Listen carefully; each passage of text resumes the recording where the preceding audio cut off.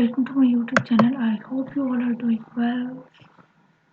Today's my lecture will about Francis Bacon and we are going to discuss his introduction and writing style.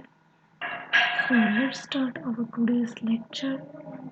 इस lecture में हम लोग Francis Bacon का introduction and his writing style को discuss करेंगे. Is that clear? पहले हम बात करते हैं जी who was the Francis Bacon. Francis Bacon था कौन? He was born in 1561 and he died in 1622. He was an English philosopher and the statesman. उसको इंग्लिश फिलोसफर कहा जाता है एंड स्टेटमैन कहा जाता है जिसने सर्व किया as a attorney general and lord chancellor of England. Statesman जब वो स्टेटमैन बना, सियासत में आया तो उसने अपना राइटिंग करियर भी स्टार्ट किया था. He led the advancement of both natural philosophy and the scientific method. He is also called the father of empiricism. So now अगर मैंने एम्पिरिसिज्म की बात की है so I should tell what is empiricism. Empiricism एक ऐसा philosophical belief है जिसके अकॉर्डिंग ये बात कही जाती है कि तमाम का तमाम जितना भी हमारे पास नॉलेज है वो आता है हमारे एक्सपीरियंस से. कि all your knowledge of the world is based on your experiences, particularly your sensory experiences. For example, your observation, जो आपके जो चीज़ें आप ऑब्जर्व करते हैं सेंसेस के थ्रू, उनके ऊपर आपका नॉलेज बेस करता है. अकॉर्डिंग टू एम्पिरिसिस्ट के अकॉर्डिंग ये बात कही जाती है कि our learning is based on our observations and perception. Knowledge is not possible without experience. ये तमाम का तमाम जितना भी हमारा नॉलेज है हमारी सेंसेस के ऊपर बिलीव करता है. हमारा जो नॉलेज है वो विदाउट सेंसरी एक्सपीरियंस हम लोग गेन नहीं कर सकते. Is that clear? अब he argued for the possibility of the scientific knowledge based only upon inductive reasoning and careful observation of events in nature. He is famous for his role in the scientific revolutions begun during the Middle Age. Is that clear? अब हम उसकी biography की बात करते हैं कि कहाँ पैदा हुआ, उसका फादर कौन था, उसकी एजुकेशन क्या थी. फ्रांसिस बेकन 22 जनवरी 1561 इन लंदन में पैदा हुआ. इसके वालिद का नाम था सर निकोलस बेकन जो कि कीपर थे of the great seal for Elizabeth I के. Bacon studied at the Cambridge University and at Grayne and became a member of Parliament in 1584. इसके बाद इन्होंने पार्लियामेंट में आने के बाद इनकी सियासत में पॉलिटिशियंस के साथ भी नहीं बनी. इसने पॉलिटिशियंस के बारे में जितने भी फ्लॉज थे, जितने भी ड्रॉबैक थे कि पॉलिटिशियंस जो हैं वो ये करते हैं, पॉलिटिशियंस जो हैं वो करते हैं, हमारी सियासत में किस तरह से चीज़ें चल रही हैं, उसने उसके बारे में लिखना शुरू किया जिसकी वजह से ये इसको सियासत से भी निकाल दिया गया था. However, he was unpopular with Elizabeth क्योंकि उस टाइम पे एलिजाबेथ का राज था तो उसने जो है वो इसको इतनी फेम गेन नहीं करने दी. एंड देन क्या हुआ कि sudden death of his father in February 1579. उसके बाद इसको इंग्लैंड वापस आना पड़ा और इसने जॉब स्टार्ट की क्योंकि इसके वालिद की डेथ के बाद इसका एक छोटा भाई था जिसके एजुकेशन इनके कुछ एक्सपेंसेस थे जो उसके वालिद ने अदा करने थे, वो अदा किए बगैर उसकी डेथ होगी तो उसको इंग्लैंड वापस आना पड़ा फॉर हिज ब्रदर. एंड इसने काम किया और अपने भाई की तमाम जितने भी एजुकेशनल एक्सपेंसेस थे वो उठाए. हाउएवर बेकन रियल इंटरेस्ट ले इन साइंस. उसका जो रियल इंटरेस्ट था वो साइंस में था. Much of the science of the period was based on the work of the ancient Greek philosopher Aristotle. लेकिन उस टाइम पे जितनी भी लाइक चीज़ें थी, वर्क चल रहा था वो फिलोसफर जो था अरिस्टोटल ग्रीक का, उसके नॉलेज के ऊपर बेस करता था. उसका क्या थीम था कि वो कौन सा साइंटिफिक आइडिया प्रोवाइड करता था. ही सेड दैट कि earth at the centre of the universe had been overtuned. His methodology was still being used. इसकी मेथोडोलॉजी अभी तक जब इस्तेमाल हो रही थी at that time when Bacon was present. This held that scientific truth could be reached by the way of the authoritative argument. ये कहता है कि जो साइंटिफिक ट्रूथ है वो हम अथॉरिटेटिव आर्ग्यूमेंट्स के थ्रू हासिल कर सकते हैं। लेकिन बेकन ने क्या किया, बेकन ने इस थॉट को कि नॉलेज जो है या फिर जितनी भी चीज़ें हैं एजुकेशंस के मुताबिक या नॉलेज है हमारा या फिर हमारी जो यूनिवर्स है, ये हम लोग इस तमाम की तमाम चीज़ें अथॉरिटेटिव आर्गूमेंट से रीच आउट कर सकते हैं। साइंटिफिक ट्रूथ जो है वो could be reached by the authoritative arguments. उसने कहा कि बेकन ने इस चैलेंज को इस पॉइंट को, इस लॉजिक को जब वो चैलेंज किया, उसने कहा कि arguing that truth required the evidence from the real world के जो ट्रूथ है उसको रियल वर्ल्ड से एविडेंस चाहिए। ये नहीं हो सकता है कि तुमको ये अथॉरिटेटिव आर्ग्यूमेंट्स दो तो आपको जो है वो चीज़ें साबित हो जाएं कि ऐसा है तो ऐसा है, ऐसा है तो ऐसा है, ऐसा नहीं है। लेकिन आपकी जितनी भी चीज़ें हैं वो उसको रियल वर्ल्ड के साथ रिलेट होना चाहिए, तभी हम लोग किसी चीज़ को एक्सेप्ट करेंगे। उसने अपने इस नॉलेज को, अपने इस साइंटिफिक या फिलोसॉफिकल आइडिया को पब्लिश किया अपने इनिशियल वर्क नोवम ऑर्गनम 1620 में, जो कि an account for the correct method of acquiring natural knowledge. जो क्या था कि हम लोग जो है ना करेक्ट नॉलेज के लिए कौन सी चीज़ें एक्वायर है, हम लोग कौन सा करेक्ट मेथड है करेक्ट नॉलेज को गेन करने का। देन इन 1984 में उसने पार्लियामेंट में सीट ली एंड इन 1584 में उसने पार्लियामेंट में सीट ली for Melcombe in Dorset and in 1586 में उसने for Taunton. Bacon political career जो था वो स्टार्ट रहा और 1618 में वो appointed lord chancellor and most powerful position in England, जो कि मोस्ट पावरफुल पोजीशन थी इंग्लैंड की, वो वाइस चांसलर बन गया। एंड इन 1621 में he was created the viscount ST. Albans. Shortly awarded, he was charged by the parliament with accepting Barbari such which he admitted, क्योंकि उसने जो थी वो पॉलिटिक्स के बारे में लिखना स्टार्ट कर दिया था उसके अगेंस्ट। उसके बाद उसको जब थोड़े से चार्जेस अदा करना पड़े थे, he was find and imprison, जिसकी वजह से उसको जेल होगी, उसको फाइन हो गया and banished from court. Although the king later pardoned him, this was end of the Bacon's public life। लेकिन बाद में उसको में भी जो थी वो उसको किंग की तरफ से सपोर्ट भी मिली, लेकिन जो पॉलिटिकल करियर था ना बेकन का वो दी एंड हो गया। He retired to his job to his home, जो था वो रिटायर्ड हो गया अपनी जॉब से and he came back to his house Gorhambury in Hertfordshire where he continue to write, जहाँ पर आकर उसने लिखना स्टार्ट कर दिया। And he died in London on 9th April 1626। Is that clear?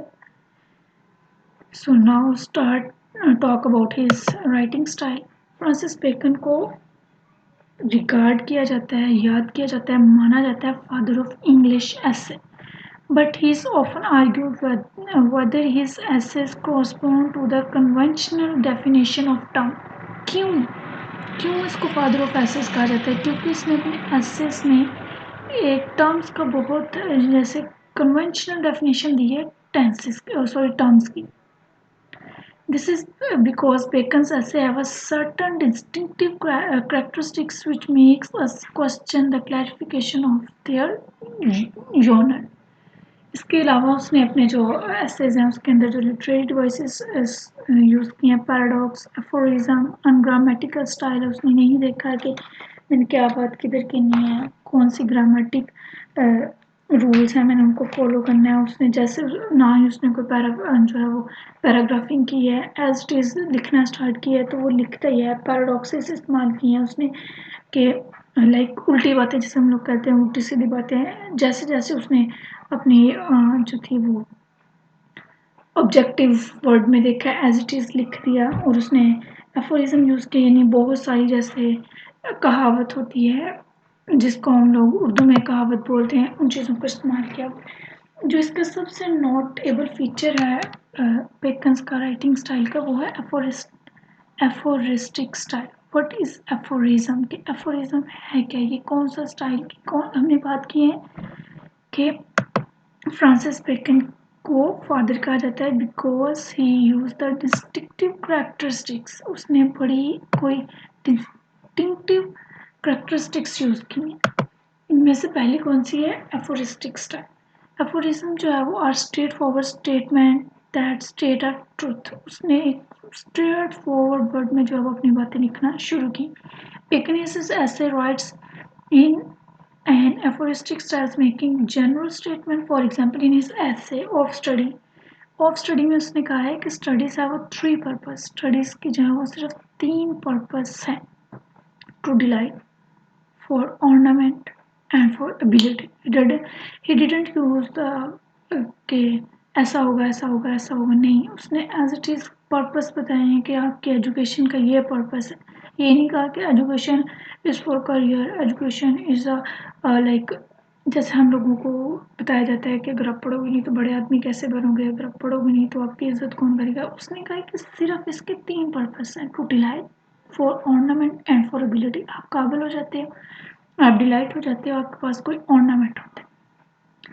Again he says that there are different kind of books of studies। ऐसे में ही इसने बात की है कि तीन तरह की बुक्स होती हैं।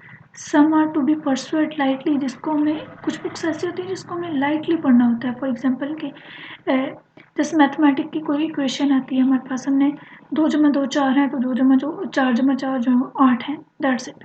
Others to be digested and so on. के कुछ होती हैं, ये कोटेशन है अभी आगे चल रही है, उसने कहा कि कुछ होती हैं जिसको हम लोगों ने डाइजेस्ट करना होता है। ऐसे नहीं होता है कि बस हल्का हल्का पढ़ा हो, दैट्स इट, बल्कि उनको डाइजेस्ट करना होता है। फॉर एग्जाम्पल एक शेक्सपियर की लाइन है, dear Brutus there is no fault in your star. कि तुम्हारे स्टार के अंदर कोई फॉल्ट नहीं है। इट शोज दैट कि आप जितनी भी कोई जैसे बातों पे, सुपरस्टिशंस पे बिलीव करते हो कि मेरा स्टार खराब है इसलिए मेरे साथ ऐसा हो रहा है, इसलिए मैं कामयाब नहीं हो रहा। उसने बताया है कि इस चीज़ को, कुछ बुक्स ऐसी होती हैं जिसको हमें डाइजेस्ट करना होता है, समझना होता है, ग्रिप करनी होती है उन वर्ड्स के ऊपर, उनके पैराफ्रेजेस को समझना होता है। And he doesn't provide his personal opinion और to give any example as to which books are to be read lightly और which are to be digested. उसने अफोरिस्टिक स्टाइल यूज़ किया है, लेकिन उसने कोई भी पर्सनल एक्सपीरियंस एक्सप्लेन नहीं किया है अपनी जो थी बुक के अंदर, के कौन से बुक को लाइट पढ़ना चाहिए, कौन से बुक को जो है वो मैंने बड़ी डाइजेस्टिव सिस्टम से पढ़ा है, बड़ा डाइजेस्ट करके पढ़ा है। उसने अपनी पर्सनल लाइफ को अपनी राइटिंग में यूज़ नहीं किया। अब now the question is that कि why he use this style. उसने आखिर इसी स्टाइल को क्यों यूज़ किया? He could use that the subjective style. अगर हम अपनी फीलिंग्स को लिखते हैं that is more attractive than ना। इसके रीज़न क्या है? दिस aphoristic style is Bacon's writing leaves the reader to his own interpretation। उसने ऑब्जेक्टिवली चीज़ों को देखे और लिख ली। इसकी वजह क्या है कि रीडर अपनी इंटरप्रिटेशन दे के, यार इस दुनिया को ये इस नज़र से देखता है और ये दुनिया तो ऐसी नहीं है, वो तो इस तरह से। रीडर अपनी इंटरप्रिटेशन देता है कि वर्ड ऐसी नहीं है जैसी। फॉर एग्जांपल अगर दो फ्रेंड बात कर रहे हैं तो हम लोग उनमें से एक कहता है कि जी ये जो है दुनिया इस तरह से है, दुनिया उस तरह से है, तो दूसरा कहता है नहीं ऐसा नहीं है, तुम्हें गलत लग रहा है, ये बात इस तरह से। रीडर की एक्टिवली इंटरप्रिटेशन के लिए उसने एफोरिस्टिक स्टाइल यूज़ किया। Bacon used the aphoristic styles to enable the reader's active participation, allowing him to interpret and add to the meaning of his statement। कि उसने अपनी स्टेटमेंट को दूसरे क्या मतलब देते हैं कि अगर मैं कहूँ कि फॉर एग्जांपल एक लाइन है, रुको रोको मत जाने दो। अगर हम रोको के बाद कोमा लगाओ तो मीनिंग बनता है मत जाने दो। अगर हमें जो है वो रोको मत के बाद कोमा लगाएं तो बनता है जी जाने दो, मतलब अलाउ है उसको जाना। उसने इस बात में कोमा ही नहीं लगाया, रोको मत जाने दो, कि अगला बंदा जो मर्जी समझे, उसने उसका दिल करे वो पढ़े, रोको मत जाने दो पढ़े, उसका दिल करे कि वो पढ़े, रोको मत जाने दो, वो अलाउ करे या ना करे अगले बंदे पे है। This is opposed to the majestical style where the entire information is provided, making the reader lazy and passive. उसकी रीज़न ये है कि उसने अपने स्टाइल को मैजेस्टिक स्टाइल बनाया है कि अगर मैं सारी की सारी इन्फॉर्मेशन दे दूंगा तो अगले बंदे का क्या दिमाग ख़राब है कि वो उठ के जो है वो चीज़ों को फाइंड आउट करेगा। उसको सारी की सारी पकी पकाई खीर उसको मिल गई, उसको क्या पड़ी है कि भाई वो उठे और अपनी जो है वो सर्च आउट करे चीज़ें। ऐसे ही होता है ना, अगर हमें तैयार किए हुए नोट मिल जाए, हमारा दिमाग ख़राब है भी, हम लोग भी जाके सर्च करें, हम लोग कहेंगे as it is copy paste करो and that's it. And then second characteristics and the second most important feature of his writing is that is impersonality. कि Bacon personal choices and opinions are not reflect through his writing. उसकी writing के through हम उसके personal life के बारे में नहीं जान सकते। He his impersonality is added by his aphoristic style. उसने अपने आप को बीइंग मतलब कि बीइंग ऑब्जेक्ट रखा है कि मैं मेरी जो इस राइटिंग के अंदर है ना वो मेरी कोई पर्सनल लाइफ नहीं है। और इसकी वजह क्या है, उसने अपने आप को पर्सनैलिटी रखा कैसे, by using the aphoristic style. उसने एज इट इज देखा, डायरेक्ट स्टेटमेंट दिए, स्ट्रेट फॉरवर्ड बाद में बात की। By providing the reader with statements of the truth, Bacon saves himself from revealing his true personality. उसने इम्पर्सनैलिटी होने की वजह से अपनी जो रियल पर्सनैलिटी थी ना उसको हाइड किया। फॉर एग्जांपल के किस तरह से हाइड किया, एक एक्टर है वो ड्रामे में किसी और तरह से एक्ट कर रहा है, लेकिन जो उसकी रियल लाइफ ड्रामे में एक्ट कर रहा है जी, वो एक डाकू है, चोर है, या बड़ा ही कोई मतलब गुस्से वाला इंसान है, लेकिन जो उसकी रियल लाइफ है उसमें बड़ा काम डाउन कूल पोलाइट सा इंसान है। उसने अपनी ट्रू पर्सनैलिटी को हाइड किया। He rarely exemplifies his argument, and when he does, the example are usually drawn from history. लेकिन समटाइम उसने कुछ चीज़ें हैं जो ऐड की हैं अपनी राइटिंग में, लेकिन वो भी उसने अपनी जो है वो राइटिंग अपनी ज़िंदगी के एक्सपीरियंस के मुताबिक ऐड नहीं की, उसने रिलेट करके बात की है पिछली चीज़ों के बारे में। फॉर एग्जांपल अगर हम लोग लव स्टोरी की बात करते हैं, हम लोग अपने एक्सपीरियंस तो नहीं बताते हैं ना कि यार मैंने ऐसा फील किया वैसा फील किया, हम लोग उठा के बात कर देते हैं जी हीर रांझा ऐसा हुआ, सस्सी पुन्नू ऐसा हुआ, और लैला मजनू की स्टोरियाँ हम लोग उसने इसी तरह से अपनी राइटिंग को एक्सपोज की जो है वो शो की है, अपने आप को अपनी पर्सनल लाइफ को एक्सपोज नहीं की। बेकन की जो पर्सनैलिटी है वो डिटैच्ड है उसके एसेस से। Is that clear? बेकन के जो एसेस हैं वो उनके कुछ और भी फीचर्स हैं। फॉर एग्जांपल वो शॉर्ट होते हैं, sometimes shorter than what the conventional definition of essay suggest. Sometime वो इतने छोटे होते हैं कि we can't say that this is an essay, we can imagine that it could be a paragraph, और 2-3 पैराग्राफ का ऐसे तो नहीं होता। दे ऑफन लैक कोहेरेंस, उसके अंदर कोई कोहेरेंस नहीं है, उसके अंदर जब वो पैराग्राफ की कोई डिवीजन नहीं है। It's difficult for the reader to grasp a sudden change of idea to another, की एक आइडिया दूसरे आइडिया से कब चेंज हो रहा है। It's very hard to find for reader, reader के लिए बात फाइंड आउट करना बहुत टफ है। His essays are observational rather than reflective. उसके जो एसेस हैं वो ऑब्जर्वेशनल है, रिफ्लेक्टिव नहीं है। Is that clear? उसका जो राइटिंग स्टाइल है वो बहुत ही फॉर्मल है। Various features of Bacon's essays therefore make it difficult to place his writing under the genre of an essay. उसकी जो इतनी वो शॉर्ट है वो उसके अंदर कोई मतलब पैराग्राफिंग नहीं है, कोई कोहेरेंस नहीं है, कोई मतलब कि उसकी पर्सनल लाइफ नहीं है, कोई जो है वो बात उसने घुमा फिरा के नहीं की, स्ट्रेट फॉरवर्ड वे में बात की है।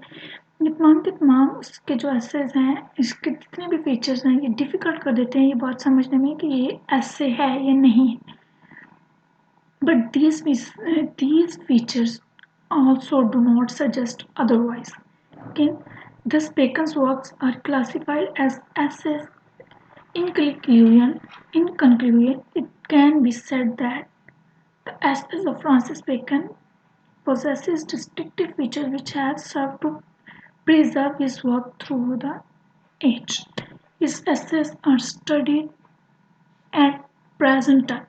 नॉट फॉर देयर कंटेंट, उसके जो अभी भी एसेस पढ़े जाते हैं, not for his content but for his style, उसके स्टाइल के लिए ही उसके एसेस पढ़े जाते हैं। इस लेक्चर में हम लोगों ने क्या देखा, उसकी अर्ली लाइफ के उसने कहाँ एजुकेशन हासिल की, और उसका पॉलिटिकल करियर कब स्टार्ट हुआ, उसकी डेथ कब हुई, उसने अपने जो है वो इम्पीरियलिज्म का व्यू फर्स्ट टाइम किसके अंदर डेवलप किया। और इसके बाद हम लोगों ने उसके राइटिंग स्टाइल देखा, जिसमें हम लोगों ने देखा है कि उसको फादर ऑफ एन इंग्लिश ऐसे कहा जाता है। फर्स्ट फीचर कौन सा था कि वो एपोरिस्टिक स्टाइल यूज़ करता है, सेकंड इम्पर्सनैलिटी है, थर्ड शॉर्ट है और लेक ऑफ कोहेरेंस है, फिफ्थ में क्या था कि उसके अंदर कोई पैराग्राफिंग नहीं है। लास्ट पे हम लोगों ने ये बात देखी कि उसके एसेस को स्टडी क्यों किया जाता है, just for his style not for their content. Thanks for, I hope आपको ये लेक्चर पसंद आया होगा, पॉइंट्स पे बहुत अच्छे से क्लियर हुए होंगे। Thanks for watching this video, like share and do subscribe this channel for coming video. If you have any question to comment, or हमारा next lecture will be about Bacon's essay of truth. Thanks for watching. अल्लाह हाफिज़, तो हमें याद रखिएगा, मिलते हैं एक नई वीडियो में।